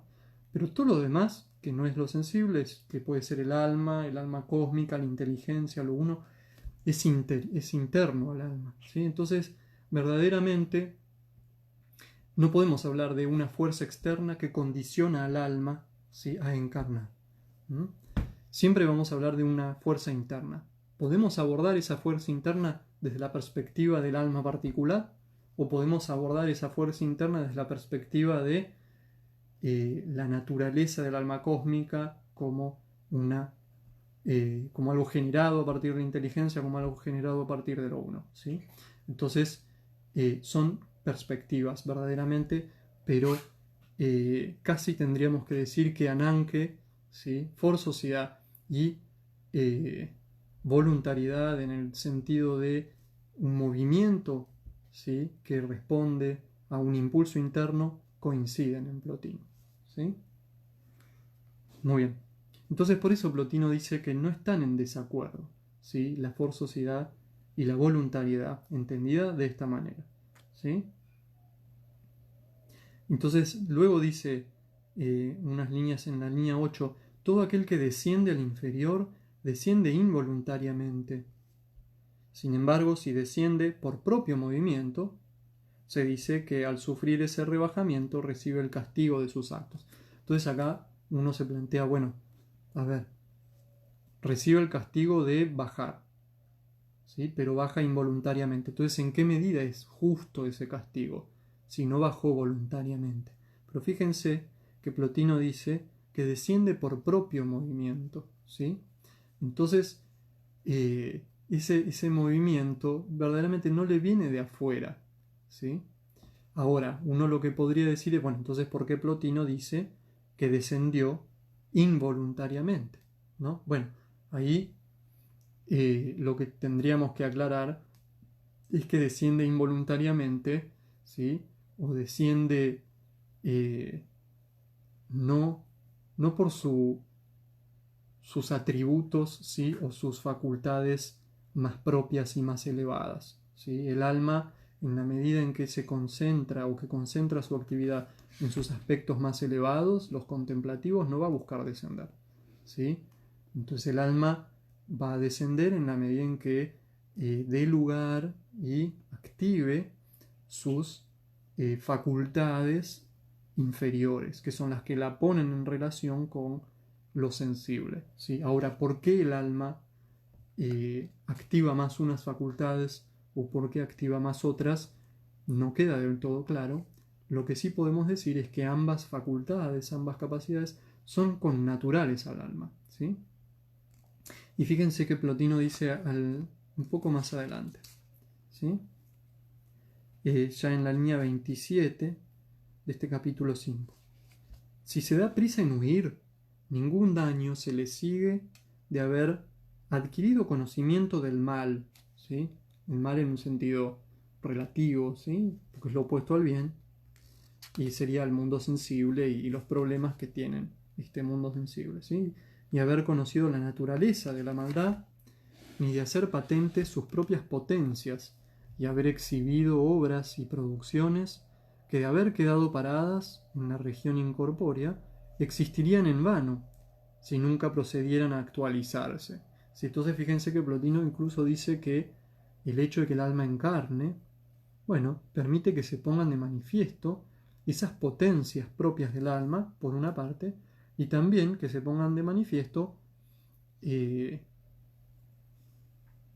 actividades y producciones, ¿sí?, que necesitan del alma encarnada para manifestarse, ¿sí? Si el alma humana no hubiera encarnado y no se hubiera involucrado en esas obras y esas producciones, entonces los resultados de esas obras y producciones nunca se hubieran expresado. Entonces, en alguna medida, tanto por los resultados como por el conocimiento que el alma adquiere gracias a la encarnación, entonces la encarnación es algo positivo, ¿sí? El problema dice, ¿no?, si se da prisa en huir, ¿sí? Entonces, ni bien encarna, tiene que buscar, ¿sí?, actualizar y ejercitar las facultades superiores, ¿sí? Muy bien. Entonces, en alguna medida, Plotino expuso de esta manera el problema y su solución. A mí me gustaría, antes de terminar, porque ya estamos en el tiempo, hacer referencia a una doctrina, ¿sí?, que posibilita de alguna manera esto que Plotino dice, bueno, ejercitar, comprender, ¿no?, ejercitar las facultades y las actividades superiores, y que es la doctrina del alma indescensa, ¿sí? Entonces nosotros decimos que el alma encarna, pero que lo que tiene que hacer para no allegarse demasiado a lo sensible es ejercitar sus facultades superiores, ¿no? Entonces me gustaría leer ya en el capítulo 8 cómo formula Plotino esta doctrina, ¿sí? Y dice: y si hay que tener la osadía de expresar con más claridad el propio parecer en contra de la opinión de los demás, ni siquiera el alma humana se adentró toda ella en el cuerpo. Hay algo de ella que está siempre en la región inteligible. Pero si domina la parte del alma que está en la región sensible, mejor dicho, si se deja dominar y perturbar, no nos permite tener conciencia de lo que contempla la parte superior. Y ahora voy a saltear unas líneas. En la línea 12 se afirma: toda alma posee, en efecto, un elemento de su parte inferior orientado al cuerpo y un elemento de su parte superior orientado a la inteligencia. ¿Sí? Bueno, entonces fíjense cómo Plotino explica, ¿sí?, eh, eh, esta cuestión de las distintas facultades del alma, diciendo que el alma no desciende, ¿sí?, de la inteligencia a lo sensible por completo, sino que hay una parte del alma que queda, digamos, anclada, ¿sí?, en la inteligencia. Entonces, esto da lugar a que se puede ejercitar, que el alma puede ejercitar, ¿sí?, aquella parte suya que está en la inteligencia, o ejercitar aquella parte suya que está en contacto con lo sensible, ¿no? Entonces, depende cuál se ejercita en mayor medida, es el tipo de vida, ¿sí?, que tiene el ser humano y el tipo de resultados que da lugar, ¿sí?, el tipo de vínculo con lo sensible que se da lugar en la encarnación, ¿no? Entonces, cuando antes decía que el alma se dé prisa por huir, bueno, hacía referencia a que el hombre trate de, partiendo de la reminiscencia, como dice en otro pasaje, de tomar conciencia de esa actividad del alma que esté en contacto con lo inteligible, ¿sí? Muy bien, ¿sí? Y fíjense cómo él introduce esta doctrina diciendo: si hay que tener la osadía de expresar con más claridad el propio parecer en contra de la opinión de los demás, ¿sí? Entonces, acá volvemos a la cuestión de la originalidad del pensamiento de Plotino, donde él busca, digamos, en alguna medida solucionar, ¿sí?, el problema de la encarnación y el problema de que la encarnación genera, ¿sí?, no solo de por qué ocurre la encarnación, sino de, bueno, que la encarnación nos genera un apego a lo sensible y nosotros tenemos que poder volver, dice Plotino, a nuestro vínculo con lo inteligible. Entonces, ¿cómo explicamos, ¿sí?, que el ser humano pueda continuar en su vínculo con lo inteligible? Bueno, porque hay una parte del alma que nunca descendió, ¿sí? Y esa parte de ese alma siempre está activa, solo que nosotros no nos damos cuenta, porque estamos muy bombardeados por la actividad del alma sensible, ¿sí? Y esta es una opinión que Plotino sostiene y que él dice además que es un parecer propio, ¿sí? Y además dice que es distinto de las opiniones de los demás, ¿sí? Entonces tenemos innovación, ¿sí?, y tenemos conciencia de innovación, que es a lo que nos habíamos o a lo que habíamos hecho referencia antes, ¿sí? Bueno, entonces hasta acá vamos a dejar la exposición. Ojalá les haya resultado esclarecedor en alguna medida, ¿sí?, tanto respecto del problema de qué es y cómo debemos comprender la exégesis que Plotino hace de Platón, como de algunos elementos, algunos aspectos de la teoría antropológica de Plotino. Y bueno, supongo que abriremos un espacio a preguntas y muchas gracias. Ustedes díganme por mensajito cómo nos manejamos de ahora en adelante.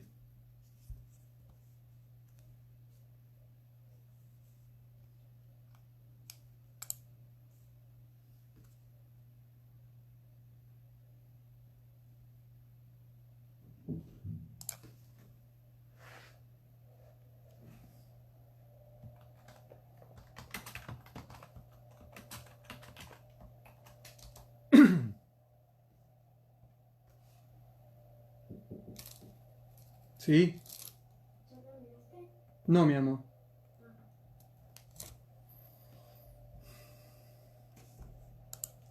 Bueno, a ver. Entonces en la caja de comentarios aparecen preguntas.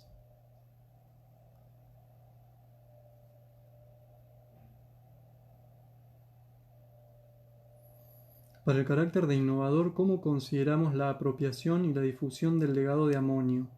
Bueno, nosotros verdaderamente no conocemos nada del pensamiento de Amonio, ¿sí? Entonces, no podemos afirmar nada en relación con el pensamiento de alguien que no conocemos, ¿sí? Todo lo que podemos decir respecto del pensamiento de Amonio es una reconstrucción a partir de ciertos testimonios, ¿sí? No tenemos fragmentos, no tenemos nada. Entonces, verdaderamente no podemos decir mucho, ¿sí?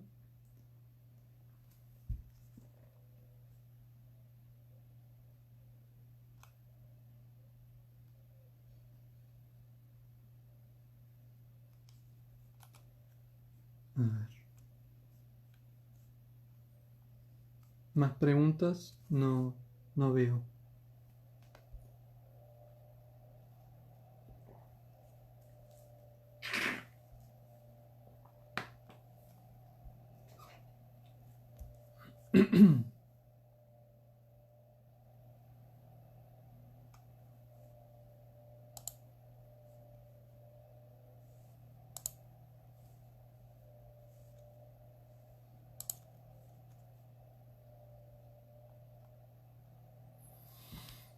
A ver, yo veo pocos comentarios, tal vez haya más comentarios con más preguntas que yo no estoy viendo. ¿Sí? Ahí, alma del mundo y alma del cosmos es lo mismo, sí. Ahí tenemos otra pregunta, alma del mundo y alma del cosmos. ¿Sí? Mundo es una traducción posible del término griego cosmos. ¿Sí? Lo que no tenemos que confundir es el alma hipóstasis con el alma del mundo o del cosmos. ¿Sí? Entonces tenemos el alma. Hay un pasaje muy lindo justamente en este mismo tratado donde Plotino hace referencia a estos niveles. ¿Sí? En el capítulo 3, en la línea 18-19, ¿sí? Yo les había comentado el ejemplo de la ciudad. Bueno, acá usa un ejemplo con el fuego, ¿sí? Una analogía, y dice: es como si del fuego universal proviniesen de un lado una hoguera grande y de otro unas hogueras pequeñas, mas la esencia universal de fuego es la del fuego universal, o mejor dicho, aquella de la que proviene aún la del fuego universal. Entonces acá tenemos tres niveles y un cuarto nivel, ¿sí? Los tres niveles son el fuego universal, vamos a hacer así, fuego universal, que sería el alma hipóstasis. Luego tenemos la hoguera grande, que sería el alma cósmica, ¿sí? Y luego tenemos las hogueras pequeñas, que son las almas humanas. Y luego dice que la esencia del fuego universal es la del fuego universal. Pero después se corrige y dice, no, aquella de la que proviene aún la del fuego universal. ¿Sí? Entonces esta sería, podríamos decirlo así, la inteligencia o la idea de alma en la inteligencia. ¿Sí? Entonces tenemos ahí los cuatro niveles. Y no tenemos que confundir el alma hipóstasis con el alma del mundo, según este pasaje por lo menos. ¿Sí?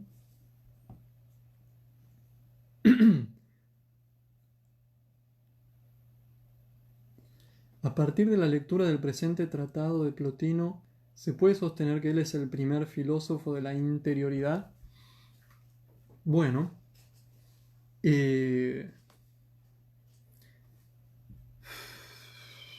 a mí me gusta mucho pensar a Plotino como un filósofo de la interioridad.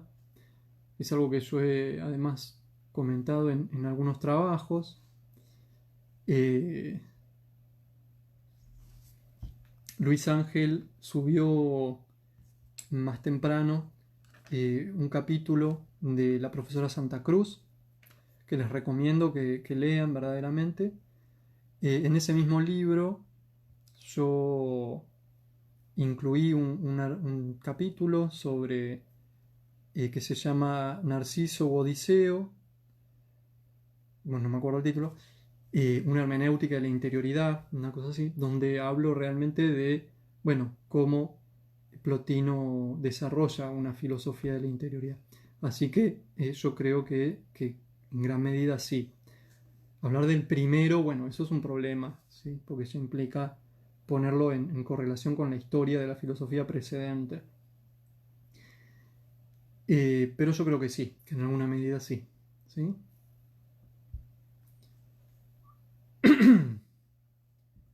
A ver. Después tenemos una pregunta de Itinere. Lo exterior como efecto degradado de la belleza. ¿Cómo sería la relación con lo bello del mundo? Bueno, toda belleza del mundo es resultado, ¿sí? E imagen de la belleza inteligible. ¿Mm? Entonces, esa es la relación de eh, copia y de producto. ¿Sí? Entonces, no es que el mundo eh, sensible no sea bello, el mundo sensible es bello y Plotino acá sostiene una posición fuerte, sobre todo respecto de pensadores gnósticos. El mundo es bello y es bueno, ¿sí? Solo que su belleza y su bondad es secundaria respecto de la belleza y la bondad inteligible. ¿Mm? Muy bien. ¿Qué más? Esas son básicamente las preguntas.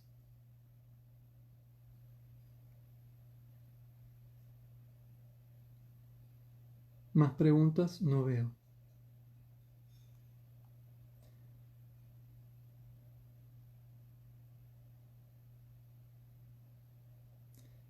¿Qué es el demiurgo para Plotino? Bueno, eso se lo tendría que haber preguntado a Malena, que estudió en gran detalle la relación entre el demiurgo platónico en Timeo con el pensamiento de Plotino, ¿no? Hay ciertos elementos de la caracterización que Platón hace del Timeo, perdón, del demiurgo en Timeo, que nos hacen pensar en un parangón con el alma, ¿sí? Hipóstasis, sobre todo por su actividad discursiva. Sin embargo, hay otros elementos que nos hacen pensar en el demiurgo o en identificar el demiurgo con la inteligencia. ¿Sí? Verdaderamente no, no podemos establecer una correspondencia, ¿sí? Directa y después hay algunas diferencias importantes y por algo a Plotino no le gusta mucho, digamos, esta imagen de la acción demiúrgica, ¿sí? Eh, pero algo que tenemos que decir es que tanto la inteligencia como el alma son generadas, ¿sí? En Plotino y que en Platón no, aparentemente no, en Timeo no tenemos elementos para afirmar que el demiurgo es generado, ¿no? Entonces ahí ya tenemos una diferencia muy importante, ya sea que identifiquemos al demiurgo con el alma o con la inteligencia, bueno, en ambos casos se va a tratar de algo generado que no sería propio del demiurgo platónico, ¿sí? Y por otra parte, si no recuerdo mal, Malena, en la charla que dio la semana pasada, ella explicó por qué Plotino no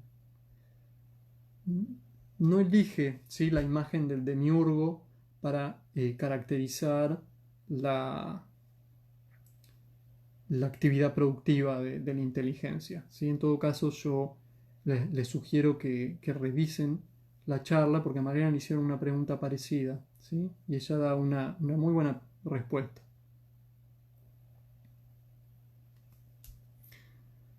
Muy bien. Ahí Juan Manuel Redondo se fijó, ¿sí? En la vida de Plotino, el término que se utiliza y que Igal traduce por originalidad, ¿sí?, que tiene que ver con algo propio, ¿no?, con algo particular, propio de él, en ese sentido original. Uh-huh. ¿Cómo entra para Plotino el problema del amor en el mundo? Eh, bueno, Plotino tiene algunos tratados, ¿sí?, dedicados al amor directamente, que yo les sugiero que lean, ¿sí? 3.5, por ejemplo.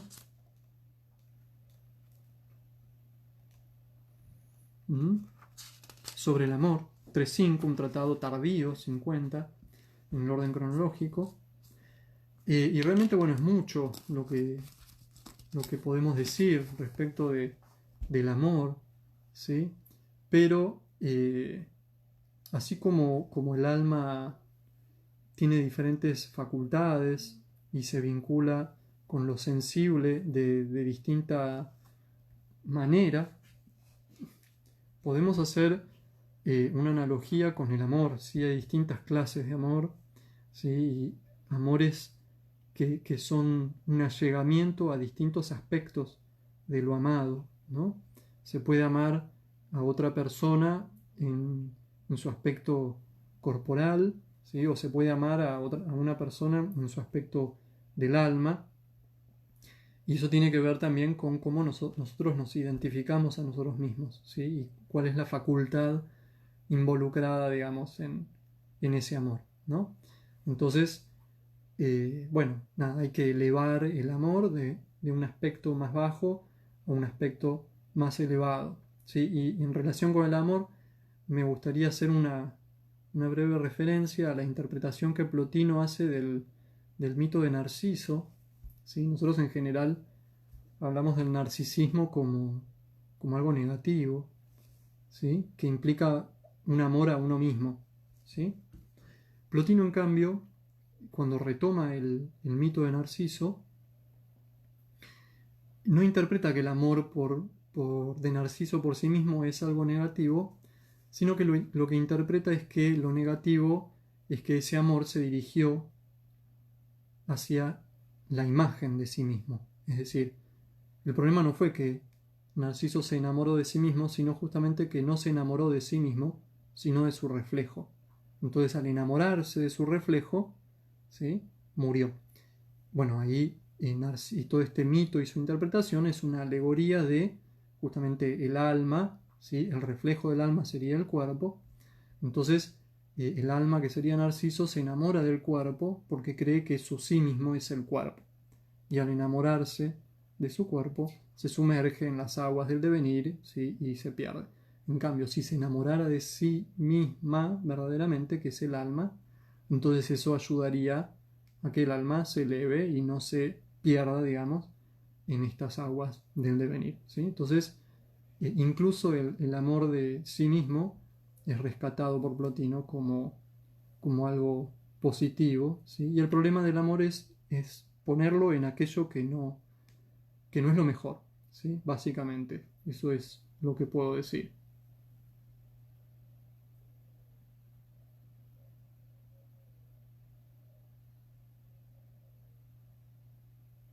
Bueno, acá tenemos otra pregunta, ¿sí?, que dice: si bien Plotino dice varias veces que el demiurgo es la inteligencia, ¿no parece ser que el alma hipóstasis se relaciona más con el demiurgo por su trabajo ordenador y vivificante del mundo?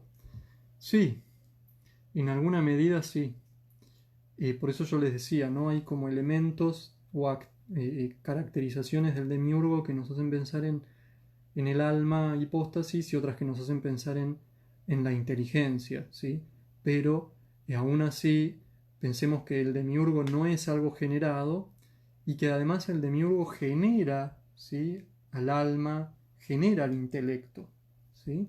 Está bien que estamos hablando del alma y del intelecto cósmicos en el Timeo, ¿no? En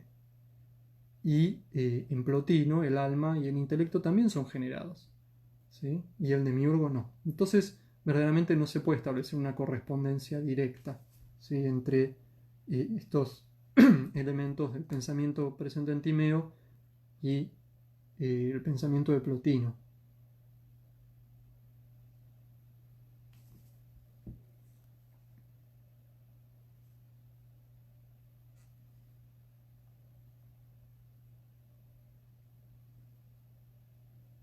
Muy bien.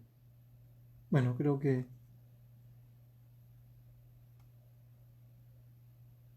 estamos, ¿sí?, con las preguntas. Bueno, siendo que pudimos hacer la charla y que respondimos algunas preguntas, vamos a dejar acá. Les agradezco mucho por su atención, por la invitación. Recuerden que la semana que viene continúan, ¿sí?, con una charla a cargo de José Manuel Redondo, ¿sí?, que seguramente también va a ser muy interesante y vamos a aprender mucho. También les recomiendo las charlas anteriores, ¿sí?, para complementar y completar los distintos aspectos de la filosofía de Plotino. Y bueno, ojalá anden muy bien y vamos dejando acá. Hasta luego. Ahora voy a tratar de apagar, que no sé, no recuerdo bien cómo se hace.